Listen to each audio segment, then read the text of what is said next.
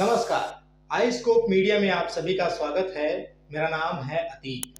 देश और प्रदेश की राजनीति की खबरों को जानने के लिए सब्सक्राइब करें हमारा चैनल। आज दिन की शुरुआत करते हैं बड़ी खबरों के साथ। भाजपा ने यूपी विधानसभा चुनाव के लिए शुक्रवार को 85 उम्मीदवारों की दूसरी सूची जारी कर दी है। पार्टी ने अवध और कानपुर बुंदेलखंड क्षेत्र में सपा, बसपा और कांग्रेस से आए विधायकों और नेताओं पर भरोसा जताया है। वहीं पार्टी के मौजूदा विधायकों को टिकट काटे हैं। 2 दिन पहले सपा विधायक पद से इस्तीफा देने वाले विधानसभा उपाध्यक्ष नितिन अग्रवाल को हरदोई से उम्मीदवार घोषित किया गया है। वहीं कानपुर पुलिस कमिश्नर के पद से इस्तीफा देकर भाजपा में शामिल हुए पूर्व आईपीएस अधिकारी असीम अरुण को कन्नौज सदर सुरक्षित सीट से उम्मीदवार बनाया गया है। कांग्रेस से आई अदिति सिंह को रायबरेली से मौका दिया गया है। भाजपा की दूसरी सूची में तीसरे चरण की 59 में से 43, चौथे चरण की 60 में से 39 सीटों पर प्रत्याशी घोषित किए हैं। तीसरे चरण की 16 और चौथे चरण में लखनऊ की 9 सीटों सहित कुल 21 सीटों पर प्रत्याशियों की घोषणा नहीं की गई है। कांग्रेस अध्यक्ष सोनिया गांधी के संसदीय क्षेत्र रायबरेली के विधानसभा क्षेत्र से विधायक अदिति सिंह को भाजपा ने यहीं से उम्मीदवार घोषित किया है। अदिति सिंह ने दिसंबर में भाजपा की सदस्यता ग्रहण की थी। उन्होंने 2 दिन पहले ही कांग्रेस विधायक पद से इस्तीफा दिया था। कांग्रेस छोड़कर भाजपा में शामिल हुए विधायक राकेश प्रताप सिंह को हरचंदपुर सीट से टिकट दिया गया है। उन्नाव के पूर्वा से बसपा विधायक अनिल सिंह ने राज्यसभा चुनाव 2018 में भाजपा के पक्ष में मतदान किया था। उसके बाद से भाजपा से जुड़े अनिल को पूर्वा से ही टिकट मिला है। बसपा छोड़कर भाजपा में शामिल हुए सादाबाद के विधायक रामवीर उपाध्याय को सादाबाद से प्रत्याशी घोषित किया गया है। सपा छोड़कर भाजपा में शामिल हुए सपा संरक्षक मुलायम सिंह यादव के समधी हरिओम यादव को सिरसागंज से उम्मीदवार बनाया गया है। हाथरस से हरिशंकर महोर की जगह अंजुला महोर, जसराना से रामगोपाल की जगह मानवेंद्र सिंह लोधी, कासगंज से देवेंद्र सिंह की जगह देवेंद्र सिंह लोधी, बरखेड़ा से किशन लाल गुप्ता राजगुप्ता की जगह स्वामी प्रवक्तानंद, बीसलपुर से राम शरण वर्मा की जगह विवेक वर्मा, धौरहरा से बाला प्रसाद अवस्थी की जगह विनोद शंकर अवस्थी, संडीला से राजकुमार अग्रवाल की जगह अलका अर्कवंशी, विधुना से विनय शाक्य की जगह रिया शाक्य, बबेरू से चंद्रपाल की जगह अजय पाल, नरैनी से राजकरण कबीर की जगह ओमनी वर्मा को टिकट दिया गया है। पार्टी ने अब तक 194 लोगों की सूची में 18% विधायकों के टिकट काट दिए हैं। पार्टी सबसे अधिक टिकट पूर्वांचल में काटेगी। पार्टी की रणनीति 20 से 25% विधायकों के टिकट काटने की है। पूर्वांचल में भाजपा अपनी कई जीती हुई सीटें सहयोगी को भी देगी। अब चलते हैं दूसरी खबर की ओर। उत्तर प्रदेश समेत 5 राज्यों में चुनाव के दिन एक एक कर नजदीक आ रहे हैं। 10 फरवरी से यूपी में पहले चरण का मतदान शुरू हो जाएगा। इससे पहले सभी राजनीतिक पार्टियां अपने उम्मीदवारों की घोषणा कर रही हैं और धीरे धीरे अपना घोषणा पत्र भी जारी कर रही हैं। इसी कड़ी में शुक्रवार को कांग्रेस नेता राहुल गांधी और यूपी प्रभारी व कांग्रेस महासचिव प्रियंका गांधी वाड्रा ने दिल्ली में युवा घोषणा पत्र जारी किया। पार्टी इसमें युवाओं के रोजगार, परीक्षा शुल्क व भर्तियों में पारदर्शिता जैसे मुद्दों पर अपना नजरिया पेश किया है। इसे भर्ती विधान इसलिए कहा गया है क्योंकि यूपी में सबसे बड़ी समस्या भर्ती की है। आज युवा दुखी हैं, त्रस्त हैं, क्वालिफाइड हैं, लेकिन उन्हें रोजगार नहीं मिलता। हमारा ये प्रयास रहा है कि नौजवानों की हर समस्या इस भर्ती विधान में समाहित हो।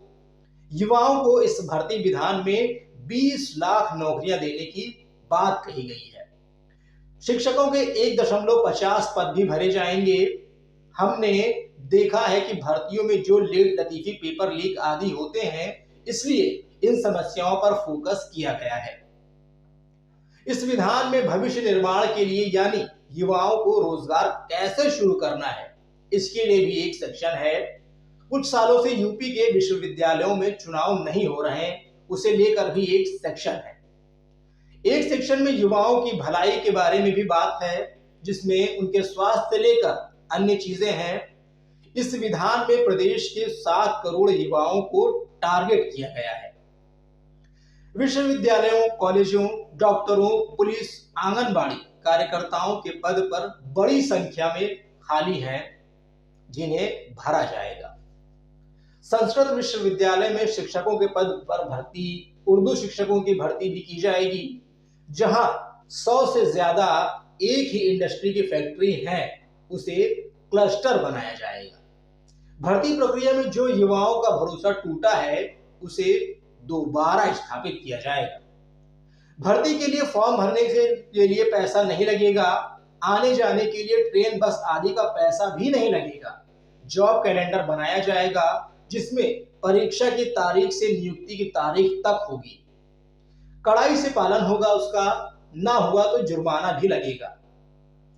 आरक्षण का घोटाला और भर्ती घोटाला जैसे घोटालों पर लगाम लगेगी। शिक्षा के बजट को हमारी सरकार आने पर बढ़ाया जाएगा। विश्वविद्यालय, कॉलेजों में फ्री वाईफाई, लाइब्रेरी, मेस आदि की सुविधा को बढ़ाया जाएगा। सभी कॉलेज और विश्वविद्यालय में ईडब्ल्यूएस के लिए प्री और पोस्ट मैट्रिक स्कॉलरशिप मिले, इसकी भी व्यवस्था होगी। सिंगल विंडो भी खोला जाएगा। रोजगार के लिए नए अवसर निकाले जाएंगे। नदी पर निर्भर समुदायों के लिए खास काम किया जाएगा। रोजगार के लिए 1 लाख का ऋण 5% ब्याज पर मिलेगा। यूपी में नशीले पदार्थों का सेवन बहुत बढ़ गया है। इसके समाधान के लिए एक सेंटर लखनऊ में होगा और इनके 4 हब होंगे, जो काउंसलिंग आदि कर युवाओं को नशे से दूर करेंगे। हर साल यूथ फेस्टिवल कराना चाहते हैं, जिससे लोकल कल्चरल तौर पर विकास होगा। क्रिकेट की अंतर्राष्ट्रीय स्तर पर एकेडमी बनाना चाहते हैं। स्थानीय जगहों पर जो खेल ज्यादा लोकप्रिय हैं, उन्हीं जोन में उनको बढ़ाकर ओलंपिक लेवल तक ले जाने के लिए एकेडमी बनाई जाएगी। ये तो हुई कांग्रेस के घोषणा पत्र की बात। अब बात करते हैं सूबे के बाहुबली विधायक मुख्तार अंसारी के बेटे के बारे में। बाहुबली विधायक मुख्तार अंसारी के बेटे की शांति भंग में गिरफ्तारी के खिलाफ याचिका पर यूपी सरकार से हाईकोर्ट ने जवाब मांगा है। इलाहाबाद हाईकोर्ट ने विधायक मुख्तार अंसारी के पुत्र उमर अंसारी व 7 अन्य की याचिका पर राज्य सरकार से 3 हफ्ते में जवाब मांगा है। मामले की सुनवाई न्यायमूर्ति अंजनी कुमार मिश्र व न्यायमूर्ति दीपक वर्मा की खंडपीठ कर रही थी। उमर अंसारी व अन्य की ओर से दाखिल याचिका में शांति भंग के आदेश में गिरफ्तार करने, जमानत देकर पाबंदी को नोटिस व चालान करने की वैधता को चुनौती दी गई है। इसके साथ ही याचिका में एमसीएम प्रयागराज के खिलाफ कार्रवाई करने तथा याची को मुआवजा दिलाने की मांग की गई है। याचिका पर अधिवक्ता उपेंद्र उपाध्याय ने बहस की। उनका कहना है कि गाजीपुर मोहम्मदाबाद थाना में ट्रिपल हत्या केस की सुनवाई विशेष अदालत प्रयागराज में चल रही है। याची के पिता 2005 से जेल में बंद हैं। चंदौली सैयद राजा से भाजपा विधायक सुशील सिंह व उनके चाचा, जो बीजेपी से एमएलसी हैं, उन्होंने प्रभाव डालकर निर्दोष याचीगण को गिरफ्तार कराया है, ताकि वह आपराधिक केस की पैरवी न कर सके। याचीगण को प्रयागराज विशेष अदालत से धारा 151 में गिरफ्तार कर लिया गया और मजिस्ट्रेट के सामने पेश किया गया, जहां धारा 107 व 116 में चालान कर धारा 111 के तहत पाबंद करने की नोटिस जारी की गई। पुलिस का कहना है कि याची ब्रजेश सिंह व त्रिभुवन सिंह से अपराध की योजना पर बात कर रहा था। शांति भंग होने की आशंका थी, जबकि याची का कहना है कि कोर्ट में किसी प्रकार का झगड़ा नहीं हुआ। मजिस्ट्रेट ने बिना न्यायिक विवेक का इस्तेमाल किए पाबंदी नोटिस जारी कर दी। अपनी शक्ति का मनमाना प्रयोग किया। कोई आदेश देने का कारण बताया जाना चाहिए। याचिगण आपराधिक केस के पैरोकार व गवाह हैं। मुख्तार अंसारी के बाद यूपी के एक और बाहुबली के परिवार से जुड़ी खबर सामने आई है, जिनका नाम है अतीक अहमद। पूर्व सांसद अतीक अहमद के बेटे अली की तलाश में पुलिस टीमें छापामारी कर रही है। चकिया स्थित अतीक के घर पर छापामारी को लेकर अब राजनीति गर्मा गई है। अतीक अहमद की पत्नी एएमआईएम की शहर पश्चिमी प्रत्याशी शाइस्ता परवीन ने पुलिस पर बदसलूकी और तोड़फोड़ का आरोप लगाया है। शाइस्ता परवीन का आरोप है कि बुधवार की रात 1 बजे पुलिस वाले गेट फांद कर घुसे और गाली गलौज तोड़फोड़ करने लगे। घर में कोई भी पुरुष नहीं था, सिर्फ महिलाएं थी। इसके बावजूद सभी को जगाकर तलाशी ली गई। अतीक अहमद के परिवार की ओर से रात में दबिश के दौरान की फोटो भी वायरल की गई। उनका आरोप है कि पुलिस छापामारी के नाम पर महिलाओं का उत्पीड़न कर रही है। यह भी आरोप लगाया गया कि कई पुलिस वाले शराब के नशे में थे। मामले में पुलिस के आला अफसरों से शिकायत की गई है। एआईएमआईएम इस मामले में असदुद्दीन ओवैसी के मार्फत उठाने की तैयारी में है। शाइस्ता परवीन भी लखनऊ पहुंच गई। लखनऊ में भी अफसरों से शिकायत की तैयारी है। अतीक अहमद इन दिनों गुजरात जेल में बंद है। छोटे बेटे अली के खिलाफ करेली थाने में हत्या के प्रयास समेत अन्य धाराओं में केस दर्ज हुआ है। बुधवार की रात हुई छापामारी को लेकर परिवार के साथ एआईएमआईएम से जुड़े वकीलों ने कई गंभीर आरोप लगाए। एआईएमआईएम के लीगल सेल पूर्वी के अध्यक्ष आरिफ इकबाल का कहना है कि महिलाओं से बदसलूकी की शिकायत ऑनलाइन की गई है। सभी अफसरों को शिकायती पत्र दिया गया है। यह मामला अदालत में भी उठाया जाएगा। करेली के थाना प्रभारी अनुराग शर्मा ने कहा कि अली की तलाश में पुलिस गई थी। महिला कांस्टेबल साथ थी। पुलिस पूछताछ कर लौट आई। शराब पीने और तोड़फोड़ करने की बात बेबुनियाद है। आम आदमी पार्टी ने प्रत्याशियों की तीसरी लिस्ट सार्वजनिक की है। आम आदमी पार्टी ने शुक्रवार को 33 प्रत्याशियों की तीसरी सूची जारी कर दी है।